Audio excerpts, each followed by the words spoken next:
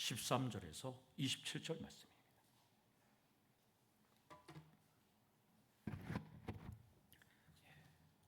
신약성경 231면에 사도행전 25장 13절에서 27절까지가 되겠습니다. 우리 교도가시고 27절은 함께 읽도록 하겠습니다. 수일 후에 아그리빠 왕과 버니게가 베수도에게 문안하러 가이사라에 와서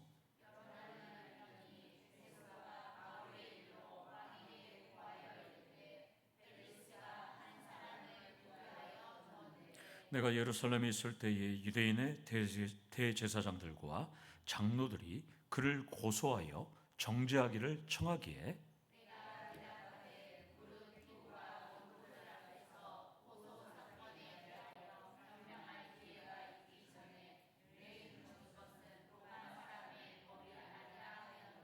그러므로 그들이 나와 함께 여기 오매 내가 지체하지 아니하고 이튿날 재판 자리에 앉아 명하여 그 사람을 데려왔으나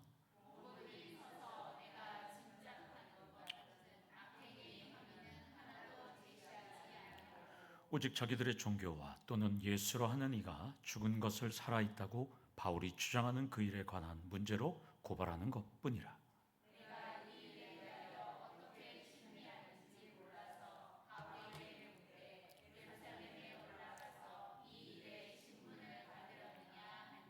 바울은 황제의 판결을 받도록 자기를 지켜주기를 호소하므로 내가 그를 가이사에게 보내기까지 지켜두라 명하였노라 하니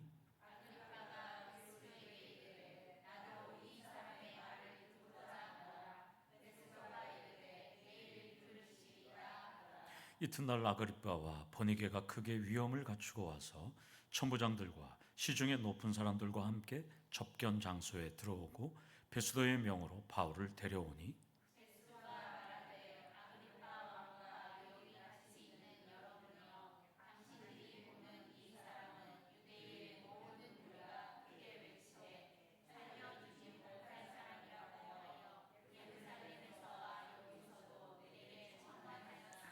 내가 살피건대 죽일 죄를 범한 일이 없더이다.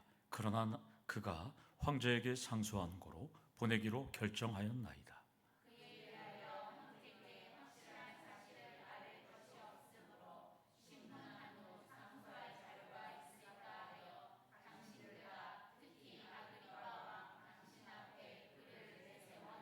함께 읽겠습니다. 그 제목도 밝히지 아니하고 죄수를 보내는 것이 무리한 일인 줄 아나이다 하였더라. 아멘. 우리 옆에 계시면 인사하겠습니다. 사랑합니다. 축복합니다. 인사하겠습니다. 사랑합니다. 축복합니다. 아멘. 아멘. 예. 오늘 금요일에 이 한동대 팀에서 와서 MT를 하려고 학생들이 교수님하고 왔어요. 와서 학생들하고 나누니까 우리 교회가 여기 있는지 몰라갖고 뭐 곡강교회도 다니고 또 오천에 뭐 믿음교회인가 뭐 거기를 다닌대요. 하나 학생은 선교사님 아들이었어요. 자제분인데 물어보니까 우리 교단인 것 같아요. 그래서 너는 우리 교회로 와야 되지 않냐 계속 압박을 했어요. 네. 그런데 이 친구가 오천을 아는 사람이 있어 계속 갔는데 너무 멀어서 지난주에는 그 학교 앞에 보배로운 예수교회를 갔다는 거예요. 거기는 청년부만 한 200명이 되거든요. 한동대학생들 빼놓고도 청년들이 많아요. 그래서 거기 가면 안 되고 우리 교회로 오라고 이제 금요일날 또 만나면 이제 또 압박을 하고 제가 이제 어디서 타라고 얘기하고 한 명은 곡강교회를 간대요. 곡강교회를 가는데 우리 교회를 알았으면 우리 교회로 왔을 텐데 곡강교회로 간다는 거예요. 그게 안 된다고 우리 교회 오라고 네, 계속 합니다. 그리고 그 교수님도 우리 교회로 오라고 제가 얘기했어요. 교수님도 네, 교수님도 오라고 제가 얘기를 했어요. 네, 여러분들 기도 많이 해주셔서 네, 우리 학생들과 그 교수님이 우리 교회로 올 수 있도록 여러분들 기도해 주시면 감사하겠습니다. 본문은 베수도 총독 재임 기간 중에 가이사라에 구금된 바울의 세 번째 에피소드예요. 오늘은. 그리고 이제 바울의 마지막 변론이 시작되는 장면이기도 합니다. 다음 주에는 그 바울의 변론을 살펴보겠지만 바울이 황제에게 지난주에 가이사에게 상소한다고 했잖아요. 이때 이제 상소문을 준비하고 있었는데 유대 북쪽에서 통치하던, 쉽게 말하면 여기 지금 바울이 있는 곳은 가이사라예요. 그러나 북쪽에 가면 가이사랴 빌립보라고 따로 있어요. 헬몬산 바로 밑에. 그래서 가이사랴 빌립보 지방하고 갈릴리 호수를 다스리던, 북쪽을 다스리던 아그리빠 왕이 여동생 버니게와 함께 찾아온 거예요. 찾아온 이유는 신임 로마 총독이 부임했으니까 부임 인사를 하러 온 거예요. 북쪽을 다스리니까. 유대 전체를 다스리는 총독이니까 아무리 왕일지라도 자기가 와서 인사하러 온 거예요, 지금. 그런데 이 두 인물을 한번 살펴봐야 되겠어요. 지금 보니까 우리 13절에 보니까 아그리빠 왕과 누가 왔어요? 버니게가 왔어요. 둘은 남매 사이예요. 우리 둘의 인물을 한번 여러분들 살펴볼 필요가 있어요. 아그리빠 1세는 2세예요. 아버지가 헤롯 아그리빠예요. 그리고 여러분들 알다시피 예수님 태어났을 때 예수님을 죽이려 했던 헤롯 대왕은 증조 할아버지입니다. 그러니까 증손자입니다. 이 사람은 태어나서 로마 황실에서 자랐어요. 로마에서 공부했어요. 그래서 공부를 로마에서 잘하고 있었는데 17살 때 아버지 헤롯 아그리빠가 죽어요. 17살 때. 그러니까 그때 글라우디아 황제가 아직 통치할 수 없으니까 보내지 않아요. 아버지 땅으로. 그리고 한참 이제 20대가 넘어서 이제 자라니까 아그리빠 2세 아그리빠를 유대로 보내는데 아버지의 영토만큼 주지 않아요. 아버지는 전 유대를 다스렸지만 아버지 영토를 주지 않고 북쪽에 있는 가이사랴 빌립보와 갈릴리 호수 인근 지역만 다스리게 합니다.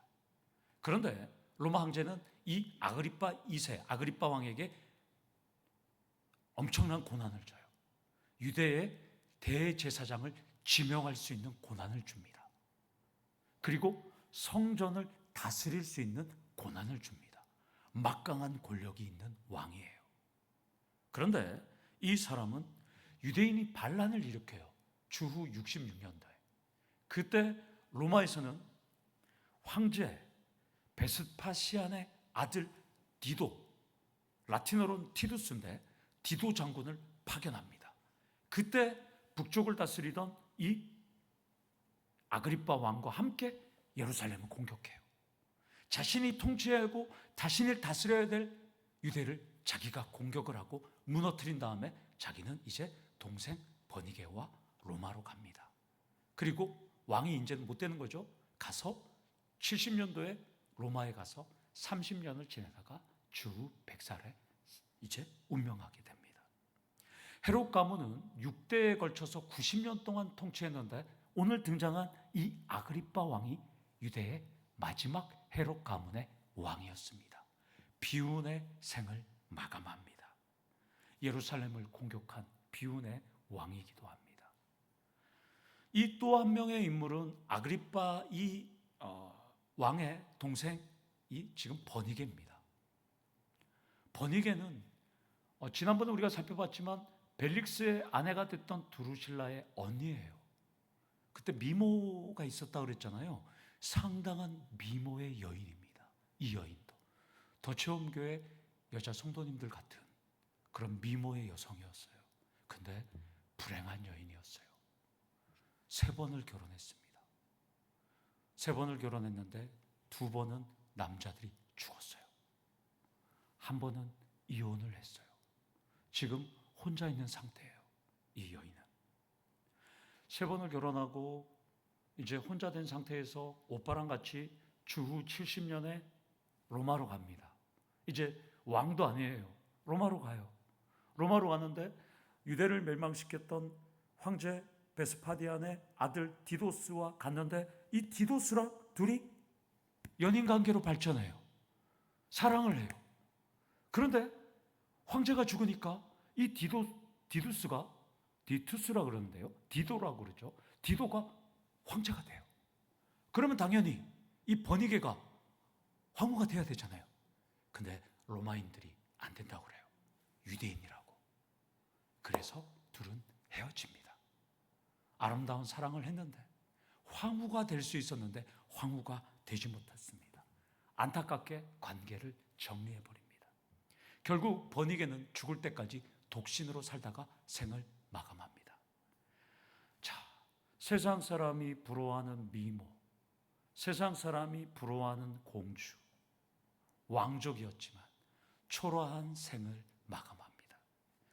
두 사람의 인생 스토리를 통해서 나눌 은혜는 절대 권력의 왕이라고 해도 양귀비와 같은 클레오파트라와 같은 절세 미인의 공주라고 해도 마냥 행복하거나 마냥 화려하지 않았다는 것입니다. 한 사람은 유대인들이 있는 자신이 다스려야 되는 성전이 있는 예루살렘을 공격하는 비운의 왕으로 헤롯 가문의 마지막 왕이 되었고, 한 여인은 수많은 사람들과 연문을 뿌렸지만 독신으로 생을 마감합니다. 아그리빠 왕과 버니게 공주의 인생을 보면서 우리 인생도 돌아보게 합니다. 아무리 잘나고 아무리 잘난 척하고 아무리 똑똑하고 아무리 행복한 것 같아도 끝이 좋아야 한다는 것입니다. 여기서 첫 번째, 한 번뿐인 인생, 세상 권력과 명예가 아니라 예수의 목숨 거셔야 한다는 것입니다. 그래야 우리 인생의 끝은 영원한 행복과 기쁨이 있다는 것입니다. 세상은 곤불 10년, 화무 11홍입니다. 권력이 아무리 하늘을 찌른다 해도 10년을 가지 못해요. 꽃이 아무리 아름답게 폈다고 해도 10일을 가지 못합니다. 물론 100일홍은 있죠. 100일은 가죠. 그러나 곤불 10년, 화무 11홍입니다. 그러나 예수의 나라는 영원합니다. 여러분들은 세상 권력이나 야욕이 아니라 예수의 나라에 목숨 걸기를 소망합니다. 아그리빠 왕과 버니게가 총독을 찾아왔을 때가 지금 주후 59년 여름으로 봐요. 이때 아그리빠 왕은 32살로 봅니다. 버니게 공주는 연년생이에요. 31살입니다. 둘 다 꽃다운 나이인데 이때 바울의 나이는 60세입니다. 바울은 이제 한 5년 정도, 6년밖에 남지 않았어요. 이제 바울은 이제 로마로 가서 다시 풀려났다가 서머나도 가고 다른 데 또 돌아보고 이제 바울은 순교당합니다. 자, 이런 상황에 베스도 총독이 지금 상소문을 쓰는 상황이에요. 죄도 없는 바울이 가이사에게 나는 재판받겠다고 상소하자 지금 이 로마 총독 베스도는 골머리를 앓고 있는 거예요. 지금 여러분 한번 생각해 보세요. 여러분들 오늘도 직장에서 또 대표로 있는 분들도 있고 또 일터에 있는 분들도 있어요. 여러분들이 직장 상사한테서 말도 안 되는 일을 중요한 보고서로 만들어서 보고를 해야 돼요. 여러분 한번 상상해 보세요. 지금 총독이 그거예요. 죄도 없는 바울에 대한 상소를 해야 되는데 보고서를 만들어야 되는데 보고할 게 없어요. 여러분들 얼마나 답답하겠어요. 그때 누가 와요? 아그리빠 왕이 오는 거예요. 이 총독한테는 너무나 좋은 일이 벌어진 거예요. 지금 상소문을 작성해야 되는데 왕이 온 거예요. 지금. 자, 그러면 여러분들 마찬가지예요. 여러분들 상사한테 보고서를 써야 되는데 뭐 쓸 게 없는데 상사하고 가장 친한 사람이 와요. 여러분 앞에. 그러면 어떻게 할 거예요? 여러분 그 사람을 의지하고 의존할 수밖에 없잖아요. 아, 우리 사장님한테, 우리 센터장님한테, 우리 대표님한테 요거 좀 얘기 좀 해주십시오. 그리고 요거 한번 판단해 갖고 요거 보고서 쓰는 거 한번 생각해. 이렇게 될 거 아니에요. 이 베스도는 지금 완전히 행복한 상황이 된 거예요. 지금. 자, 14절을 보면 베스도는 재판이 어저께 다 종료됐어요. 그런데 바울에 대해서 아그리빠 왕과 상의합니다. 그래서 베스도 총독이 아그리빠 왕에게 바울을 보고하는 내용이 15절에서 21절까지 나옵니다. 보고 내용은 세 가지예요. 첫 번째, 15절에서 16절이 나와요. 예루살렘 순시 때 제가 올라가서 유대 지도자들을 만났는데 바울을 고소하더라는 거예요. 그래서 제가 바울에 대해서 간청을 하길래 제가 로마법대로 판결을 내렸습니다. 이렇게 얘기합니다. 합리적으로 자기가 일을 처리했다는 거예요.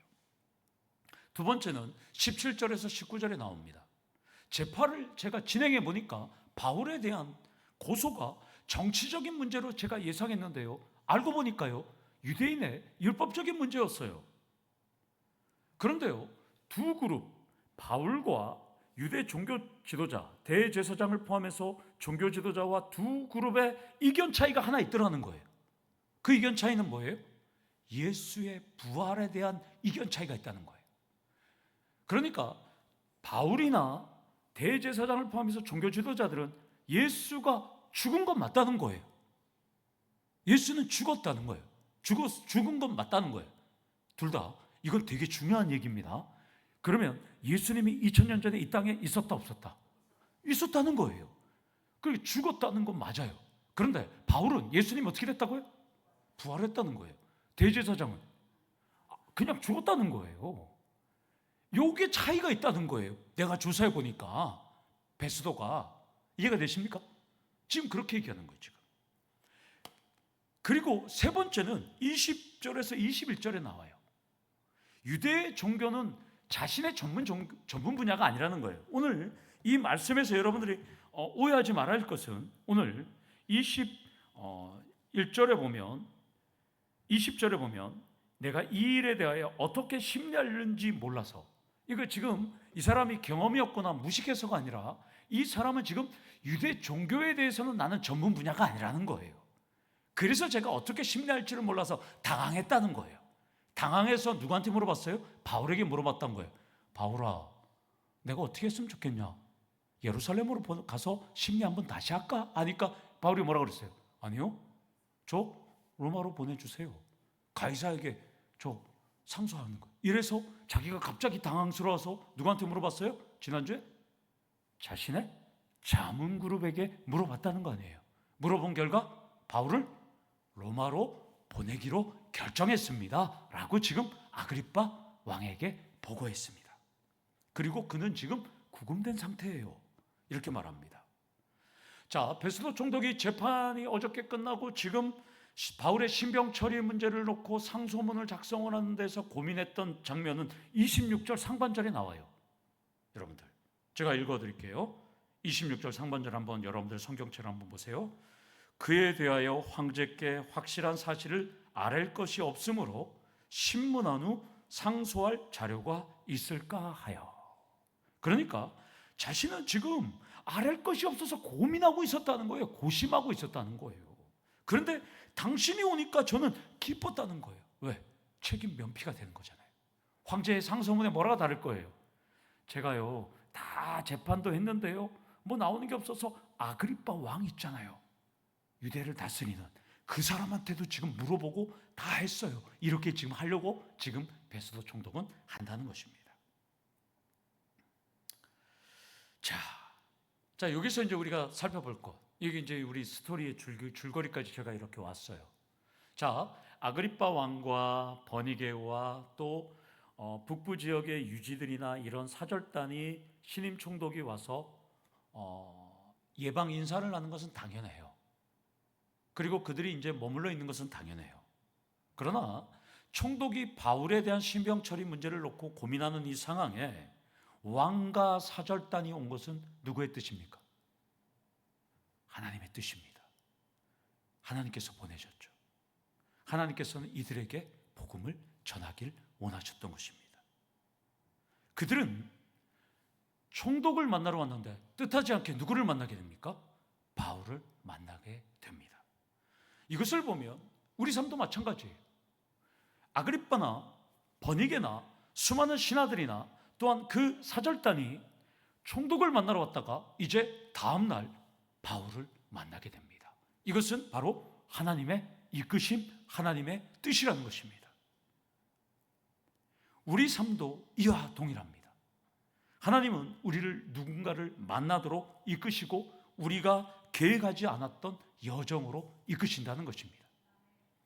따라서 오늘 이 말씀 속에서 우리가 두 번째로 나눌 포인트는 우리의 일상 속에서 하나님의 이끄심을 기대하셔야 한다는 것입니다. 저는 오늘 한동대 학생들을 만나서 너무나 기뻤어요. 그들도 하나님께서 보내주신 귀한 학생들이구나. 교회를 알릴 수 있고 교회를 홍보할 수 있고 새생명 축제까지 홍보했어요. 10월 26일 현수막도 다 봤어요. 오늘 여러분들이 우연히 만났던 사람들 중에 내가 모를 뿐 하나님이 이끄신 분들이 있다는 것입니다. 매일 만나던 사람도 하나님의 이끄심이 있다는 것입니다. 만날 계획에도 없던 사람을 만났을 때도 하나님께서 이끄셨다는 것입니다. 일상에서 내일은 하나님이 어떤 사람을 나에게 이끄실지 날마다 기대하시기를 소망합니다. 총독을 접견하기 위해서 가이사라야를 찾은 아그리빠 왕은 고심하는 총독의 말을 듣고 22절에 이렇게 말합니다. 나도 이 사람의 말을 듣고자 하노라. 그러자 베스도 총독은 얼씨구나졌다, 기다렸다는 듯이 내일 들으실 겁니다 이렇게 얘기하는 거예요. 너무나 기뻤어요. 내일 들을 거예요. 다음 날 바울과 만날 수 있도록 제가 조치해 드리겠습니다. 걱정하지 마십시오 이렇게 얘기하는 겁니다. 자, 그러면 아그리빠 왕은 왜 바울을 만나려고 했을까요? 여러분들 한번 생각해 보세요. 저는 설교를 준비하면서 제가 막 시간이 쫓겨갖고 오늘 이제 한참 이 설교를 준비했는데 왜 아그리빠 왕이 왜 바울을 만나려고 했을까요? 추론을 하면, 여러분 추론을 한번 해보세요. 왜 만날 수 있을까? 제가 추론한 것은 한 4가지 정도 돼요. 아그리빠 왕이 만나는 이유는 자신의 통치 지역이 어디예요? 과거에 예수님께서 활동하신 지역이에요. 여기는 기독교 신자가 많아요. 많이 알아요. 사도 바울을 만나고 싶었어요. 왜? 그는 나사렛 예수의 이단의 우두머리이기 때문에. 그러니까 만나고 싶은 거예요. 두 번째, 자신이 누구를 지명할 수 있는 권한이 있어요? 대제사장을 지명할 권한이 있어요. 근데 자신이 지명하는 대제사장과 지금 사도 바울이 충돌이 일어났잖아요. 그럼 당연히 대제사장을 만날고 대제사장을 자신이 지명하는 사람인데 당연히 궁금하고 알아야 되잖아요. 세 번째는 성전까지 다스리는 권세가 있었는데 성전에서 일어난 일이잖아요. 그러니까 자기는 만나고 싶은 거예요. 또 바울과 관련된 이야기는 매우 흥미진진한 이야기잖아요. 아버지 헤롯 아그리빠가 누굴 죽인지 아세요? 야고보 사도를 죽였습니다. 최초의 순교자 야고보 사도를 죽인 인물이 헤롯 아그리빠, 이 아그리빠의 아버지예요. 그리고 베드로 사도도 죽이려고 감옥에 가둬놨는데 베드로 사도는 천사가 옥문을 열어서 도망치게 됩니다. 그럴 정도로 이 아그리빠 가문은 복음 전파에 완전히 사탄의 앞잡이로 살아갑니다. 무엇보다도 신흥 종교 기독교가 유대교와 대결하는 상황 속에서 전 유럽을 복음화시키고 3차 선교여행을 다녔던 사도 바울이야말로 아그리빠가 만나고 싶었던 사람이겠죠. 다양한 추론이 생길 수 있습니다. 저는 이 부분에서 아그리빠 왕은 베스도 총독이 이야기하지 않아도 사도 바울을 만나고 싶었을 것이에요. 꼭 한번 보고 싶었을 거예요. 예전에 보면 예수님도 마찬가지잖아요. 헤롯이 예수님을 한번 만나고 싶었잖아요. 똑같은 거예요. 아그리빠도 바울을 만나고 싶었어요. 왜? 바울의 이야기가 흥미진진하기 때문입니다. 여기서 세 번째 제가 깨달음은 나의 이야기도 복음 전파에 흥미진진한 스토리로 만드셔야 한다는 것입니다. 여러분들의 이야기. 이것을 다른 말로 뭐라 그래요? 예? 그렇죠. 이걸 다른 말로 간증이라고 하는 겁니다. 간증. 나의 이야기, 나의 간증을 이야기할 수 있어야 돼요. 예. 오늘도 한동대생들하고 그런 얘기들을 잠깐 했는데 나의 이야기가 있어야 되는 거예요. 바울은 자신의 이야기가 흥미를 끌만했어요. 많은 사람들이 바울을 만나고 싶었어요. 여기 계신 분들도 성도님들도 만나고 싶어야 하고 듣고 싶어야 한다는 것이죠. 나의 이야기가, 스토리가 있어야 되는 거예요. 자, 세상 사람들은 그렇게 여러분들의 이야기를 들어보면 주님께서 제가 이 설교를 할 때 이런 메시지를 주시더라고요. 주님께서 먼 훗날 여러분들에게 너 뭐 하다 왔냐 물어보시면 여러분들은 뭐라고 대답하실 거예요? 너 뭐 하다 왔냐? 예? 실컷 놀다 왔습니다. 너 뭐 하다 왔냐? 어떤 분은 이럴 거예요. 주님 아시잖아요. 아시잖아요. 저도 그렇고 주님 아시잖아요. 여러분들과 제가 나누지 못했던 이야기를 주님과 얘기를 나눌 수 있잖아요. 여러분들 성도들도 얘기 못했던 것들을 주님 앞에서 할 수 있잖아요. 주님 아시잖아요. 그때 사람들하고 얘기를 못했는데 그거 아시잖아요. 그 이야기들을 여러분들 이야기들을 나누셔야죠. 앞으로 우리 도처음교회 성도님들은 주님과 나눌 이야기들을, 흥미진진한 이야기들을 많이 많이 소유하기를 원합니다. 아멘이십니까? 네. 이 땅에서는 하지 못할 스토리들을, 비하인드 이야기들을 주님과 계속 나누기를 원합니다. 총독과 아그리빠 왕의 대화가 끝나고 23절을 보니까 이제 다음 날이 넘어갔어요. 이제 바로 넘어갔어요. 유대 땅에서 바울의 마지막 변론인 만큼 이제 많은 인원이 참석합니다. 총독과 아그리빠 왕과 또한 총독 수하에 있는 천부장들과 시중에 높은 사람들은 가이사랴 지역의 고위 관리들을 의미합니다. 그러니까 왕과 군사의 천부장들과 또한 고위직들이 다 모였어요. 그리고 죄수 바울은 베소도 총독의 명령에 의해서 이제 모여있는 회의실로 끌려갑니다. 로마로 가기 전에 유대 총독과 유대에서 마지막 변론을 진행합니다. 저는 본문의 모습을 상상하면서, 오늘 본문에 그렇게 되어 있죠. 베소도와 아그리빠와 또 보니게 같은 경우에는 위풍당당한 옷을 입고, 화려한 옷을 입고 지금 기다리고 있잖아요. 지금 이들에게는 지금 잠시 바울을 신문하는 이벤트일 뿐이에요. 그냥 이들은 그냥 일가일 뿐이에요. 그러나 이들 앞에 누가 있어요? 이들은 그냥 이벤트예요. 사도 바울을 보고 싶었어요. 그 사람의 얘기하는 걸 듣고 싶었을 뿐이에요. 그런데 그 사도 바울은 어떤 사람이에요? 신약 성경 13권을 저술하고 세계를 5,000km 이상 누볐던, 그리고 1차, 2차, 3차 선교 여행을 떠났던 2000년 기독교 역사상 가장 최고의 인물이자 이신층이 교리신학을 완성시킨, 그리고 다양한 교리신학을 완성시킨 최고의 이방인의 사도이자 목회자가 그들 앞에 서 있습니다. 제가 만약에 그들 앞에 제가 거기에 있었으면 저는 바울을 만난다는 그 마음으로 설레고 행복하고 기쁘고 행복했을 것입니다.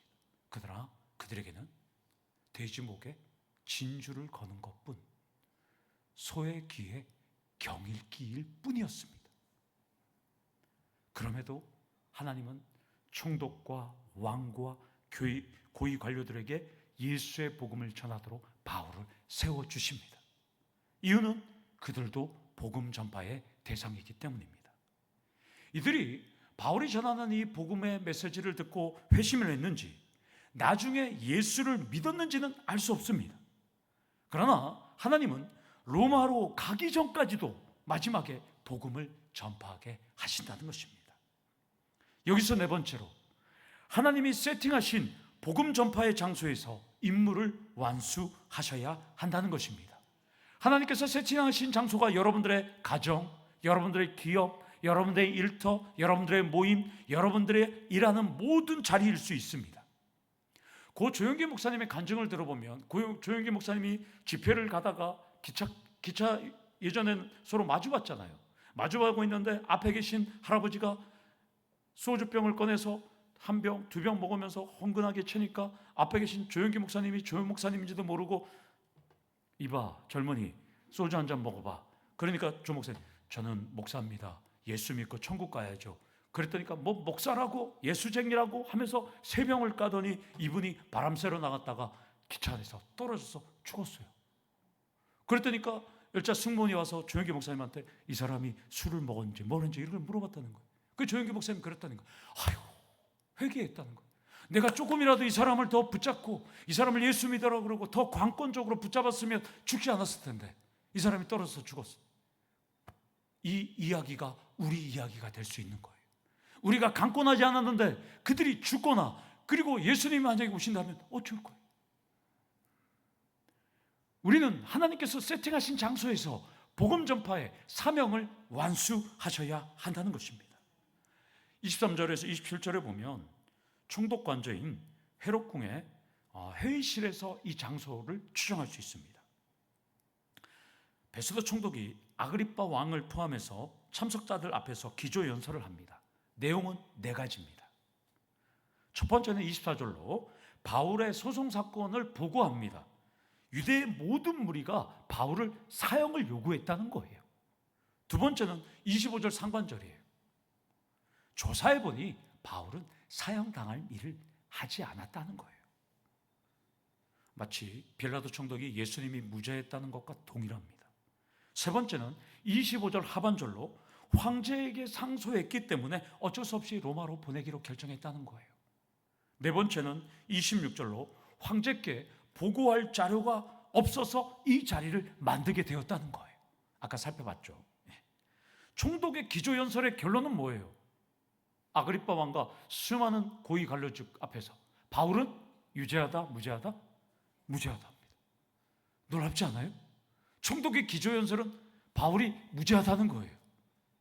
벌써 판결을 내렸어요. 변론할 가치가 없어요. 이것을 보면 하나님은 바울이 아닌 제3자인 총독을 통해서 바울의 억울함을, 무죄함을 대변하게 합니다. 참 많은 생각을 하게 하는 장면이에요.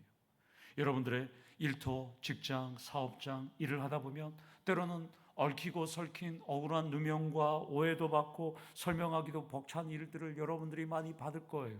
우리 거래처에서 뭔 일들이 벌어지고 또 여러분들의 고객과 여러분들의 모든 삶에서 또 직원들과의 또 모든 관계. 어떤 분은 5분이 일하는데 너무 행복하대요. 교회보다 더 행복하대요. 그런 좋은 직장도 있을 수 있어요. 그러나 대부분은 또 막 서로 시기하고 질투하고 서로 경쟁하고 이번엔 내가 승진해야 되는데 다른 사람이 승진하면 또 억울하기도 하고 마음이 아프기도 하고 여러 가지 일들이 있는 거예요. 그런데 오늘 이 바울의 모습을 보면서 5번째, 억울함은 하나님께 맡기고 주어진 임무에 집중하셔야 한다는 것입니다. 바울은 복음 전파에 집중했더니 나머지 모든 것은 하나님께서 다 처리해 주셨다는 것입니다. 그리고 27절을 보면 그 제목도 밝히지 아니하고 제수를 보내는 것이 무리한 일인 줄 아나이다. 심지어 총독은 이것이 무리한 일이라고 말합니다. 우리 삶도 마찬가지입니다. 한쪽 말만 들으면 배가 사르르 갈 수 있어요. 무언가 큰 문제가 있을 수 있어요. 그런데 다른 말을 들으면 아무 문제가 또 없을 수 있어요. 자, 그러면 여기서 설교 제목이자 결론을 나누도록 하겠습니다. 베스도 총독이 봤을 때는 바울은 제목도 없고 무리한 일입니다.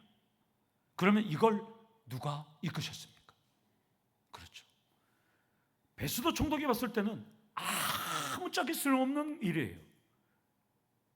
무리한 일이에요. 바울을 로마 황제에게 보내는 게 무리해요. 무리해. 보낼 이유가 없어요. 하나님이 이끄셨으니까 이것은 하나님의 작정이고 하나님의 뜻이고 하나님의 계획이고 하나님의 섭리하심입니다. 인간이 하나님의 작정과 섭리, 계획을 거스릴 수가 없습니다. 여기서 6번째, 마지막으로 제가 늘 강조하는 내용이지만 앞으로도 강조하겠지만 하나님의 섭리하심을 인정하셔야 한다는 것입니다. 베스도 총독은 하나님의 작정과 뜻과 섭리와 역사를 모르니까 갑갑했어요. 무리한 일이었어요. 그러면 여러분 어떻습니까?